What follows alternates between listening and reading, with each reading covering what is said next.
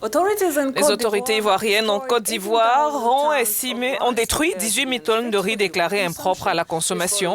Ceci fait suite à des tests effectués par l'Association des consommateurs du pays qui avait demandé au gouvernement d'agir après que la cargaison en provenance de Myanmar s'est vue refuser l'entrée au Togo, en Guinée et au Ghana pour des raisons de qualité. Les tests de contrôle de qualité nationaux et internationaux ont révélé la nature inadaptée du riz.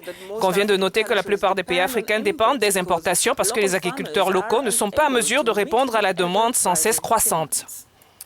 En effet, Lynette, l'annonce de l'arrivée de cette cargaison de riz avarié a défrayé la chronique sur les réseaux sociaux en Côte d'Ivoire, à tel point que le ministre ivoirien du Commerce, Souleymane Diarra-Souba, est sorti de son silence, assurant qu'il n'avait aucune information sur la qualité de la marchandise.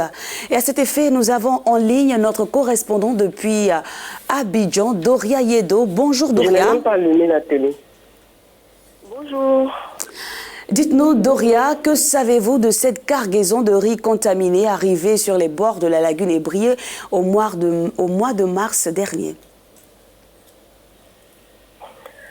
Effectivement, le 11 mars dernier a débarqué au port autonome d'Abidjan en provenance de la Birmanie le navire Oceanic Princess avec à son bord une cargaison de riz.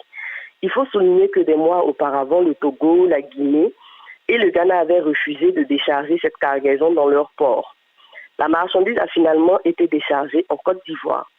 Et le lundi 18 mars 2019, le président des consommateurs de Côte d'Ivoire, Faxi Doukoua Godé, suite à des échanges avec des présidents d'associations de consommateurs du Burkina Faso et du Togo, donnait l'alerte de la présence d'un bateau ayant dans ses cales du riz avarié. Face à la pression des consommateurs et des réseaux sociaux aussi, 4 analyses microbiologiques et microchimiques ont été réalisées par des laboratoires nationaux et internationaux. Le riz a été par la suite déclaré impropre à la consommation.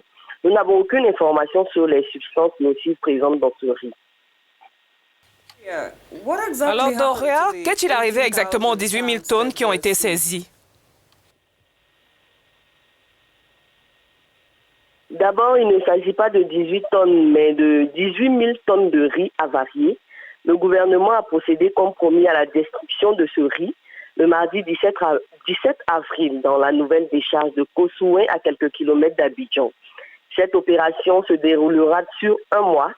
Si le riz a été jeté à la poubelle, les sacs qui ont permis de les transporter ont, eux, été brûlés dans les environs de Tomassé, dans le département d'Azaguié. Gloria, vous l'avez dit, les associations de consommateurs ont demandé au gouvernement de faire la lumière sur cette cargaison, on va dire, clandestine. Aujourd'hui, quelles sont les avancées à ce sujet? Je peux dire qu'aucune enquête n'a été encore ouverte aujourd'hui publiquement. Le gouvernement soutient n'avoir pas été informé par ses homologues des autres pays. Les associations des consommateurs affirment le contraire. Par ailleurs, les ports où le riz était passé avant la Côte d'Ivoire annoncent 22 000 tonnes, soit 4 000 de plus que ce qui a été débarqué à Abidjan. Selon le ministre du Commerce ivoirien, même si la Guinée a refusé de débarquer le riz birman, il en a quand même débarqué une partie. Aucune information n'a été donnée sur le sort de ces 4 000 tonnes.